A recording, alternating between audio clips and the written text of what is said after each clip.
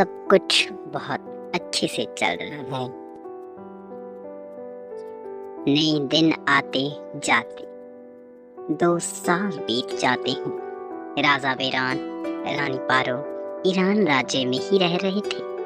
हालांकि उसने कहा था कि वो 1 महीने में चला जाएगा, लेकिन वहां से 2 साल हो गए। रानी रेमदा और राजा वेरान का बेटा अब बहुत बड़ा हो चुका था, जिसका नाम निजामुद्दीन रखा गया। और रानी पारो और राजा वेरान का बेटा भी हो चुका था, उनका नाम नासिर रखा गया था। आज राजा वेरान कह रहा था, रानी रेमदा निजामुद्दीन का ध्यान रखिएगा। मैं अब जहाँ से जा रहा हूँ, मैं पारो और नासिर अब जहाँ से जा रहे हैं, हमारा समय अब यहाँ पूरा हुआ। हमें जोधपुर की ओर रवाना होना चाहिए। तुम इस महल की देखभाल रखना। रेमदा कहती है, जी राजा वेरान, आप यहाँ आती रहिएगा। पारो कहती है, क्यों नहीं, मैं रानी रेमदा, राजा वेरान, हम सब यहाँ आते रहेंगे। रानी रेमदा कहती है, जरूर। रानी रेमदा कहती है कि नासिर कहाँ है? तो रानी पारो कहती है, वो यहीं कहीं होगा। वे तीनों जोधपुर की ओर रवाना हो जाती है और जल्द ही वो जोधपुर के महल में पहुंच जाते हैं। वे खूबसूरत महल में फिर दाखिल होते हैं। सबसे पहले वे अपने कमरे की बालकनी से यही देख रहे थे कि हमारा नासिर कहाँ है। पारो और राजा वेरान नासिर को कह रहे थे, नासिर कहाँ गए थे तुम? पारो कहती है, पता नहीं कहाँ चला जाता है इतनी जल्दी। राजा वेरान कहता है, मेरा बेटा है, ऐसे ही किया होता रहेगा।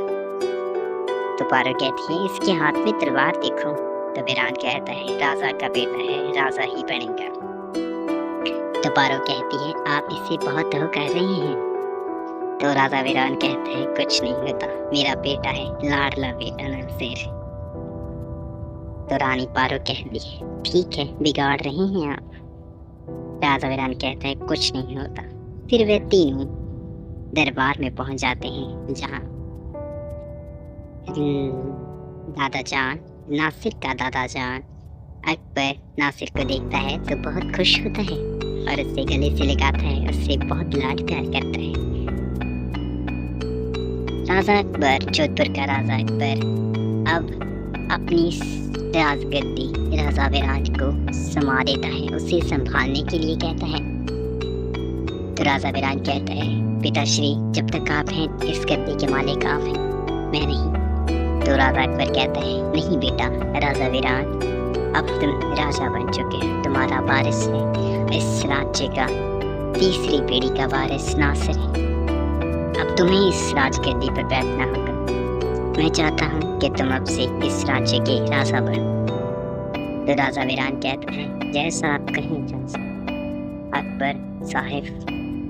तो राजा वेरान जोधपुर का राजा बन जाता है। राजा अकबर अपनी गद्दी राजा वेरान को दे देते हैं।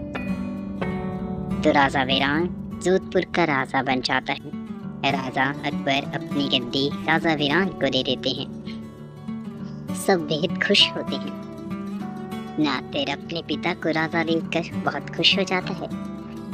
नासिर और निजामुद्दीन अब 2-2 साल के हो चुके थे, अब वो बड़े हो चुके थे। ऐसे ही खूबसूरत दिन बीतते जाते हैं,